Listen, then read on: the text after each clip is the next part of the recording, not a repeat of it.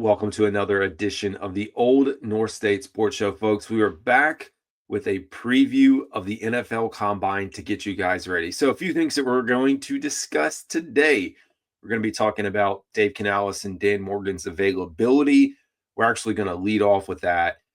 Look at some notes that Daniel Jeremiah had on this year's draft class, and then we're going to preview some of the prospects that I think you should keep your eye on as we head into the Combine. It's here, folks.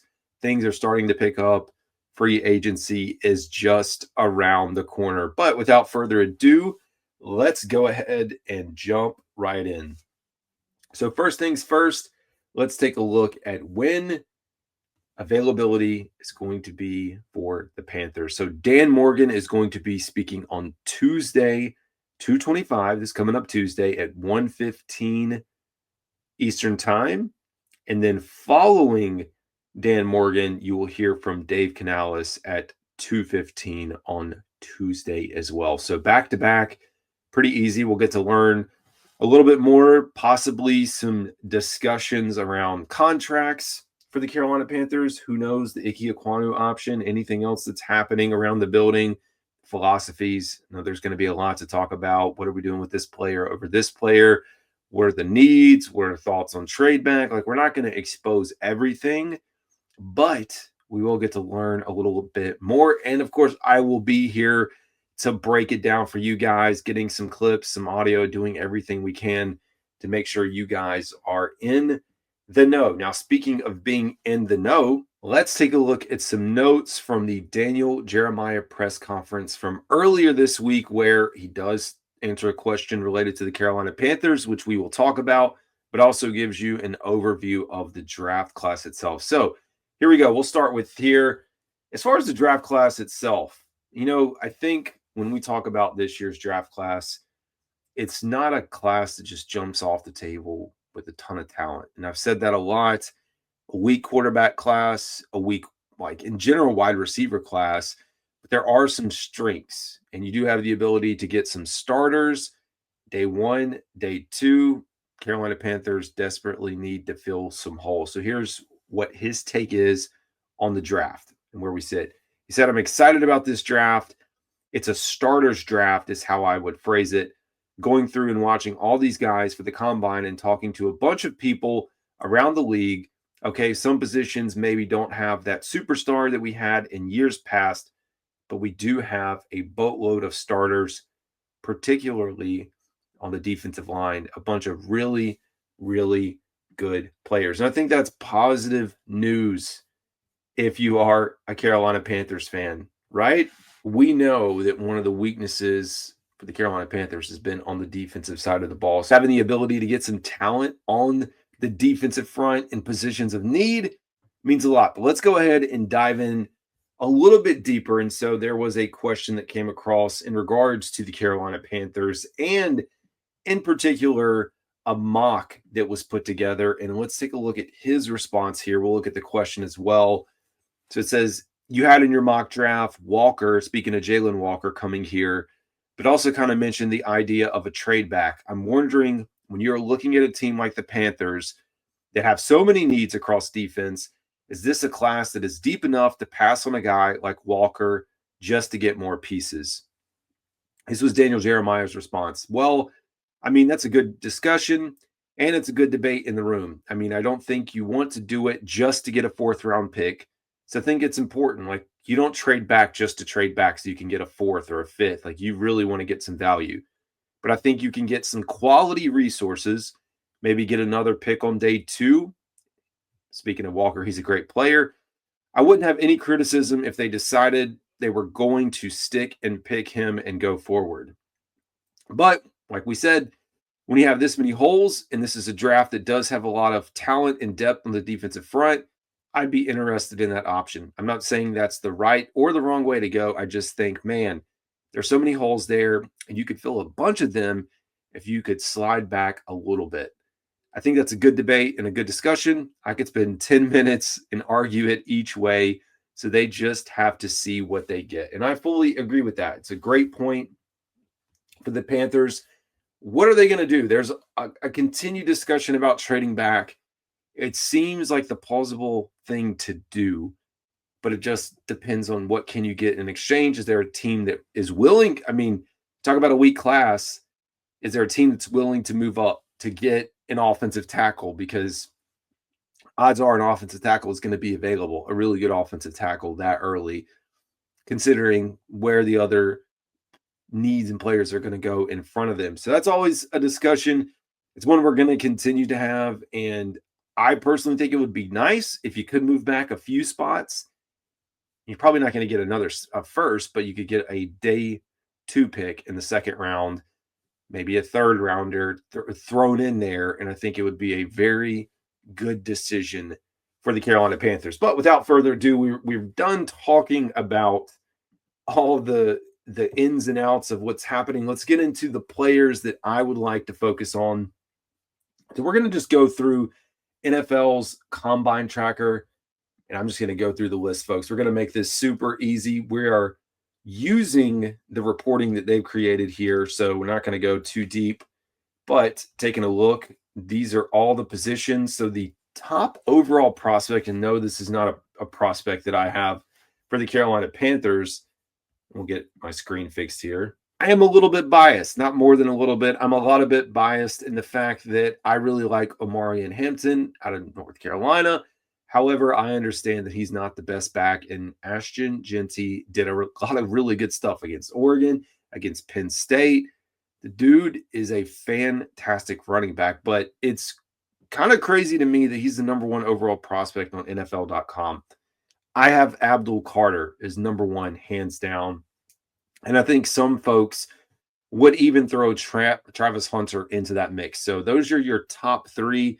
Unfortunately for Carolina Panthers fans, well, Ashton Jeanty could be available, but I just don't think he's in the realm when we talk about all those needs and a defensive draft or a focus that needs to be on defense. I don't see them taking either of those three. I think possibly best case scenario is Travis Hunter falls, but I just don't see that happening as well. So we're going to move off of that group of guys. We'll move down into 5 players here that to me are in play. Maybe not Loveland, but at least the 5 that I see. Tyler Warren, tight end. I've already mocked him in the very first mock draft I did.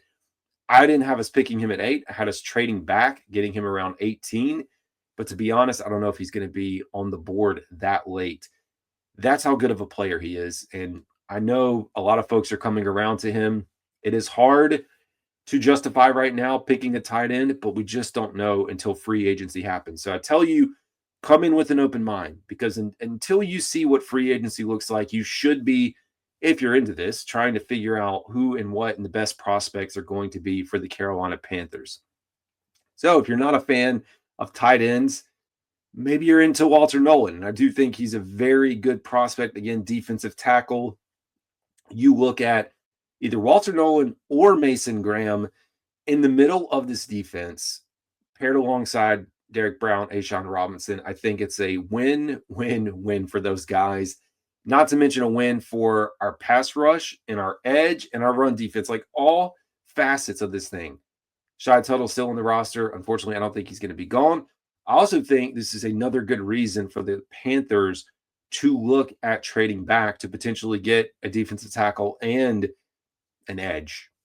Again, if we're going on the defensive side of the ball.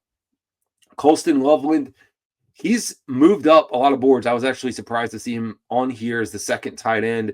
Some people have him as the number one tight end.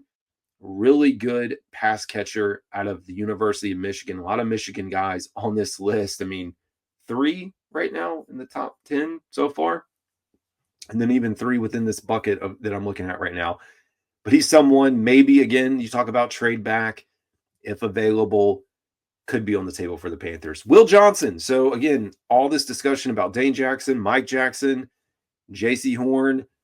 Panthers could, if they take care of their needs, decide to go with Will Johnson, cornerback out of Michigan. I also think he's another good prospect. Like, when you stack any of these defensive guys, I'm all for it. Just my personal opinion.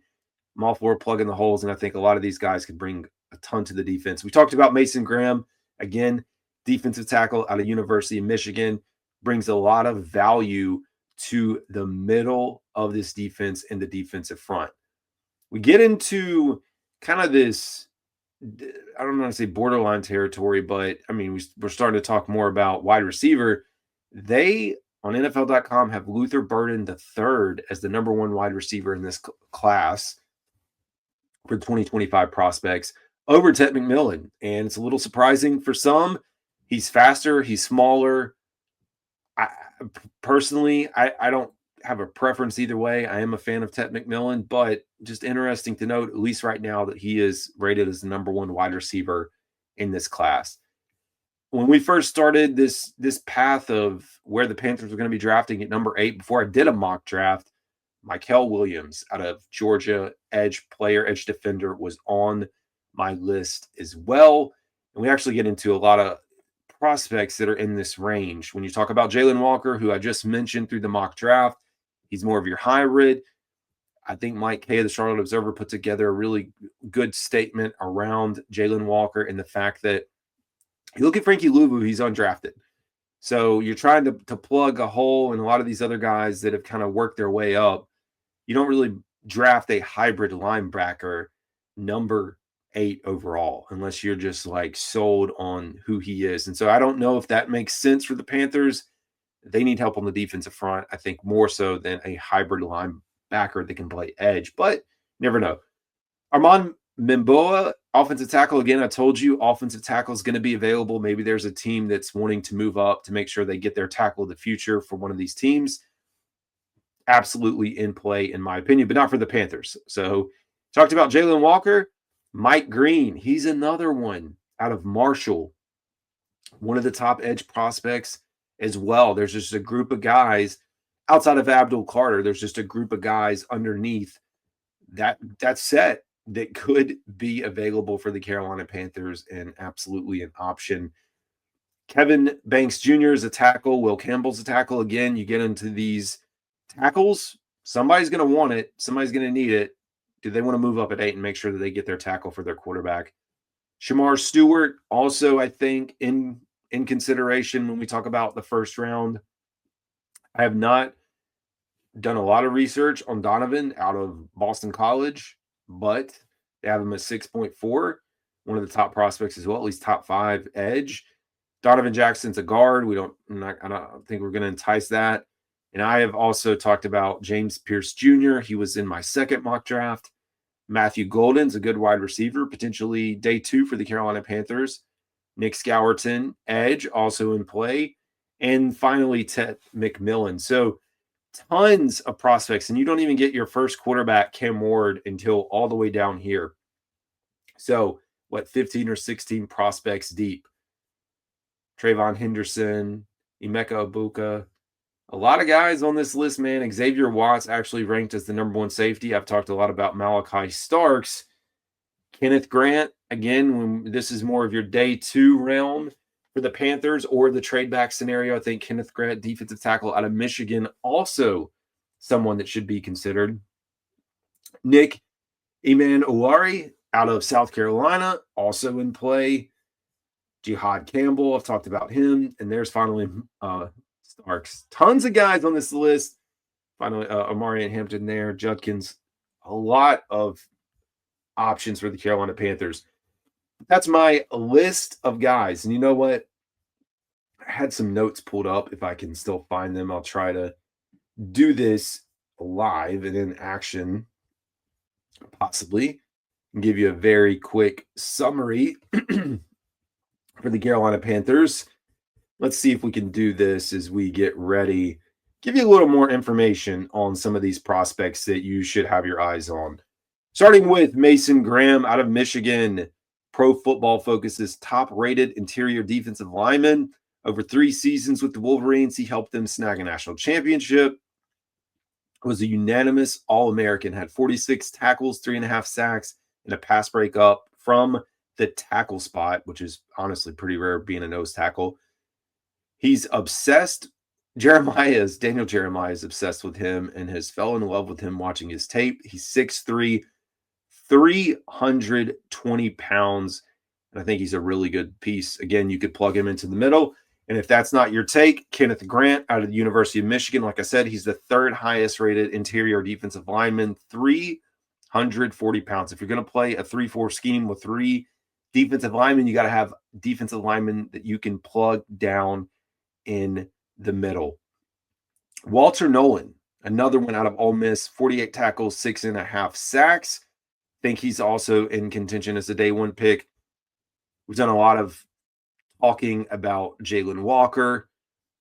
A lot of this is just going to be defensive focused. Again, there will be plenty of time to talk through the offensive side of the ball once this thing settles down. But until then, that's going to do it for today's episode. As always, this is Carolina Dad. Y'all have a good one.